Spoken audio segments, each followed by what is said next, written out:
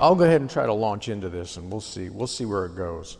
I just wanted to share from John 9 and just bring a few things out.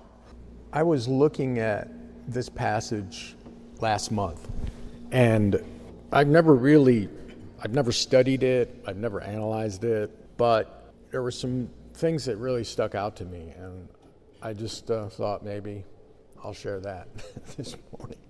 But in John 9, you have Jesus passing by. This is verse 1. He sees a man who was blind from birth, and his disciples asked him, saying, Rabbi, who sinned, this man or his parents? But he was born blind. Now, I find this interesting, but in the Jewish belief at the time, if you were sick or you were disabled, you sinned or your parents sinned. We still kind of have this mentality where, depending on what religious tradition you're from, to make judgments on people based on their condition. And of course, Jesus, as he always does, turns that on his head and said, nope, nobody sinned here. I like what he said in 7:24, John 7:24, stop judging by outward appearances. So that's a message for every Christian to take heart, all of us, because it's easy to judge by what we see. Verse 2, he says, neither this man nor his parents sinned, but that the works of God should be revealed in him. I must work the works of him who sent me while it is day. The night is coming when no one can work. As long as I am in the world, I am the light of the world. When he said these things, he spat on the ground and he made clay with the saliva, and he anointed the eyes of the blind man with the clay. And he told him, go wash in the pool of Siloam, which is translated sent. So he went and washed and came back seeing. So this is a first-class miracle. There are four things I have noted here that I think are significant. One of them, Jesus gave him something to do. And if you study all of the miracles that Jesus did, he usually and typically asked someone to do something in conjunction with the healing. For me, it teaches a lesson on what faith is. Faith always has corresponding action. There's always something to do that correlates with faith. It's not just believe, it's believe and act. And there's a translation of James chapter 2. We know it is faith without works is dead. The translation is faith without corresponding action is dead. And then he makes clay out of spit and dirt. To me, this echoes the first creation. How did God create Adam? Dirt. And so I see the message here is Jesus, again, is showing us he's the new temple. The Jerusalem temple had a healing function. Now Jesus has taken it over. He's the real temple. We talked about this yesterday. But not only that, he's the new creation.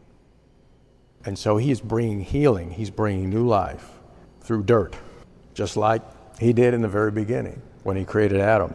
It's a sign of the new creation. But there's something else here too, and that is he's breaking Jewish custom, because in the Mishnah, you were forbidden to heal with spittle and clay. So he was intentionally breaking their traditions by doing this. And he did this very often. He was a revolutionary. And that's why he got in hot water so much with the Jewish leaders. And then he says, go wash in the pool of Siloam. I think that has echoes of baptism. He washes, he goes into the water, and then he sees. And again, I think this is a picture foreshadowing what baptism would do. That through water baptism, new creation, healing, sins washed away, and now I see. I was blind, but now I see. Verse 8, the neighbors and those who previously had seen that he was blind said, is not this he who sat and begged? Some said, this is he. Others said, well, he looks like him, but he's not him. Because he sees now. So he's got to be a different guy. Therefore, they said to him, how were your eyes opened? He answered, a man called Jesus made clay and anointed my eyes and said to me, go to the pool of Siloam and wash. And I went ahead and I washed, and I received sight. Verse 12, then they said to him, where is he? He answered, I don't know. So he disappeared. They brought him who formerly was blind to the leaders of the industrial religious complex. They brought him to the Pharisees. Now it was a Sabbath when Jesus made the clay and opened his eyes. Then the Pharisees also asked him, how did you receive your sight? Now here we go. The religious bus comes and they get involved. And the Pharisees asked the man how he received his sight. And the man said to the Pharisees, he put clay on my eyes and I washed and I see. Excuse me? A baking powder? To quote Wayne from SNL, what was that? And they're perplexed. And right away, this man is not from God. Why? Because he does not keep the Sabbath. He does not follow our interpretation of the Scriptures. Therefore, he cannot be from God. Now, forget about the miracle. Forget about the fact that this guy can see and he was blind from birth. Nope. He broke what we understand God to say. Therefore, he's not from God. And this is what the religious spirit does, brothers and sisters. I had this. I would judge like this when I was a younger believer. It's like, nope. Where does he stand on this issue? Where does he stand on that issue? Where does she stand over here? And just sort of ignoring what God has just done through a human being. Anyway, look at verse 16. Others said, wait a minute. They're questioning the Pharisees. How can a man who is a sinner do such signs? If he's a sinner, and this miracle happened, how can he really be a sinner? So they're asking a very good question. They said to the blind man again, what do you say about him because he opened your eyes? So they're searching for an explanation. They can't figure this out. He doesn't fit into their doctrinal narrative, and they have to make sense of it. So the man said, he is a prophet. But the Jews did not believe concerning him that he had been blind and received his sight. So basically, they're dismissing it as a fake miracle. It really didn't happen, right? When you have to do that to fit how you see the world. Because if it's a miracle, how can God do that through this man if he's a sinner? So it must be fake. Until they called his parents. Uh-oh. And so now they start grilling the parents. Is this your son, who you say was born blind? Who you say? How then does he see? His parents said, we know that this is our son, and he was born blind. But by what means he now sees, we have no idea. We don't know who opened his eyes. He's of age, go ask him. They said that because they feared the Jews.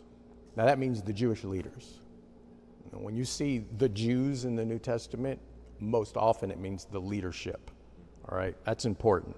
For the Jews had agreed already that if anyone confessed that Jesus was the Messiah, he would be put out of the synagogue. Now that was a big deal. That's excommunication. That means you lose contact with your family, your community, all of your social systems have dissolved. That's a big deal. All right. Verse 23, his parents said, he's of age, ask him. So again, they asked the man. So now they're really desperate to find an answer that's going to fit their narrative. And they said again to the man who was born blind, give God the glory. We know this man is a sinner. So now they can't refute the miracle.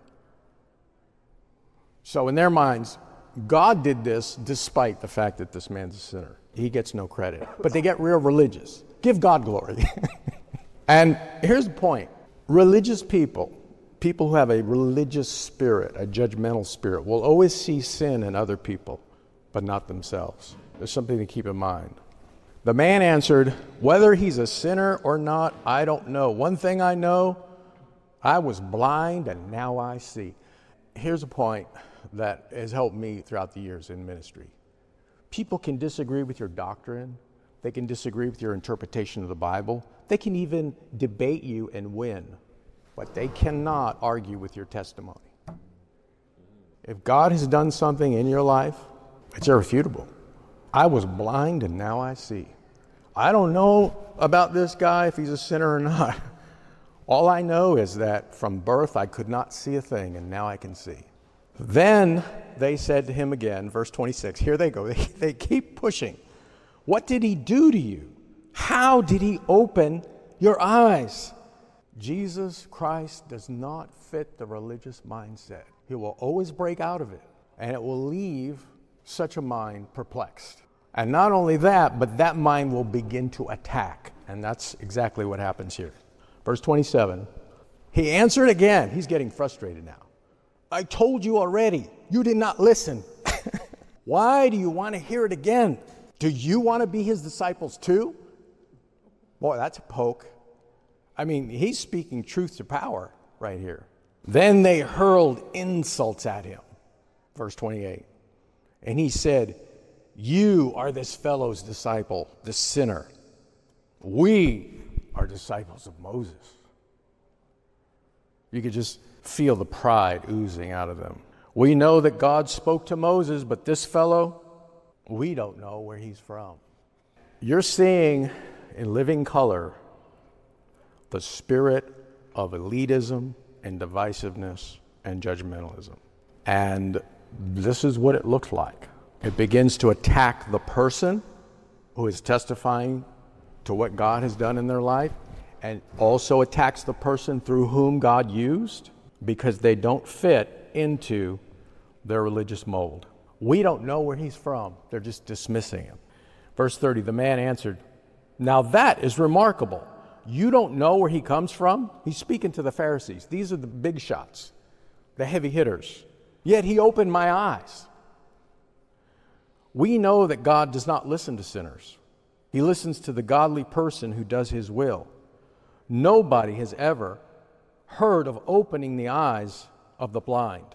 If this man were not from God, he can do nothing. Wow. You guys are supposed to be the gatekeepers of God's work, right? That's what he's telling them.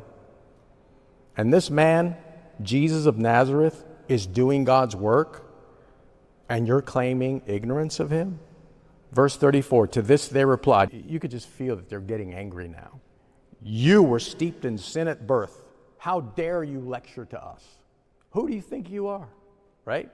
And they threw him out. And they kicked him out of the synagogue. And he was excommunicated. Now, I just got 2 points to make. One, you all are in ministry in some capacity. Whenever God uses you, there is a likelihood that at some point somebody is going to have a Pharisaical spirit and judge you and judge what God did through you and begin accusing you of not being from God. But they will never be able to deny, if God did use you, what impact it had on other people. They'll never be able to overturn the fruit. And I say that to you because I have watched people in ministry shrink back, withdraw, because of the judgmentalism, because of the criticism, because of the insults. Some of them stopped ministering altogether. Leaders, God was using them. And because of this kind of Pharisaical spirit, they threw in the towel. Brothers and sisters, don't ever let that happen. If you are walking in Jesus Christ and he is using you, you're going to experience the same thing he did at some point, on some level. And he warned his disciples. I mean, he told them, he said, look, they did it to me, they're going to do it to you. And the sad thing is that most of the time it does not come from people in the world. It does not come from the lost. It comes from fellow Christians. So be prepared for that. That's number one. Number two, none of us are immune from having a Pharisaical spirit also. As I said yesterday, Jesus often comes to his people in ways that make it easy for us to reject him. We don't recognize it's the Lord. These Pharisees did not recognize that God was using Jesus. Now, when you read the whole narrative of the Gospels, you find that what was really behind this, their blindness, was jealousy. It was because of envy they delivered him to the Romans. They were jealous. You know, he had these people who were following him. He was healing, he was casting out demons. He had God's power working through him, and they didn't, and they knew that. And the crowds were attracted to Jesus, and they were losing tithers, and to put it contemporary, they were losing members of their church. And so what do? They began to attack the person they were following. It was jealousy. The same thing happened to Paul of Tarsus. If you read the book of Acts carefully, they were envious of him. Jewish leaders. They were envious. So recognize this. If God is using you, brothers and sisters, there will be some who will become envious. And of course, they're not going to admit that, but that's what's behind the attacks, the criticism, etc. And this is something, again, none of us are immune to either. But if I'm seeing God use John, and boy, his books are selling so well, and he's getting invited to all these conferences, if my flesh is not crucified, and you're working closely with him, there could be that jealousy rising up. And now you have a cross word with him. That's what's behind it. So those are my two takeaways. There's a lot more in this passage, but I know we're on time. So this is a good illustration of what I shared yesterday, a collision of temples, because that's what you're seeing here. Jesus is taking over the healing function of the temple. And you see this throughout the whole narrative from Matthew to Revelation. There's this constant clash between the old temple and the new temple. That still happens today. Anybody who is involved in a new and fresh work of God that's doing things differently than tradition says you're supposed to do it, there's going to be that clash. It's good to be aware of that so you're not caught off guard. The very last verse, Jesus makes a distinction. He's talking to the Pharisees, because then he gets into it. He shows up and he talks to the blind man and he says, do you believe that I am the Son of Man or Son of God, depending on the manuscript translation? But at the very end, he says, if you were blind, and I'm paraphrasing, he's talking to the Pharisees, if you were blind, if you truly were blind, you're not culpable. He says, but the fact that you're blind, but you say that you see, your guilt remains. In other words, they were blind, but they were boasting that they had sight. That shows us there are two different kinds of people. There's the one who truly are, and we all were in that camp, and probably in some areas still are, right? We don't see all things clearly, but the heart is seeking. And that's one category, the well-motivated, but yet we're dull of hearing, dull of seeing, until the Lord opens our eyes and we wash in the pool of Siloam. But he was leveling a really serious charge. You're blind, but you say that you see, and your guilt will remain. So there's the category difference. But when you have Pharisees like Nicodemus, he was going through the motions and doing what he thought was right, but then God opened his eyes and he saw that Jesus was who he was. I always think of what Jesus said in John 3, that everyone who desires God will come to the light. So that to me says that if a person really is seeking truth, everyone who seeks truth will come to the light. Eventually they will see that Christ is who he said he was. Eventually they will see the light. But if they love the darkness, right, they'll never see the light. So there's that. It's really a badge. I mean, he got thrown out of the synagogue because of this. He was excommunicated, persona non grata.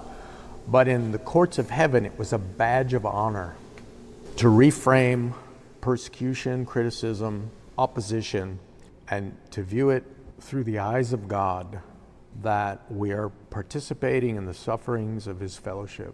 There's grace there, and there's favor there. The closest you'll be to the Lord is when you're going through the fellowship of his own sufferings, entering into that abuse and opposition and hate-filled, vicious, oppressive slander and maligning.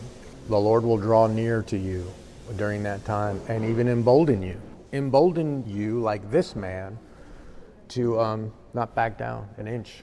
And there'll be more favor and more power, but God will unleash through your ministry. So I have found in my own life. There's resurrection on the other side, resurrection life. I think that once blind man is now one of my heroes in the Bible. And people say, who's your favorite guy in the Bible? This guy right here. Look at what he did. Amazing.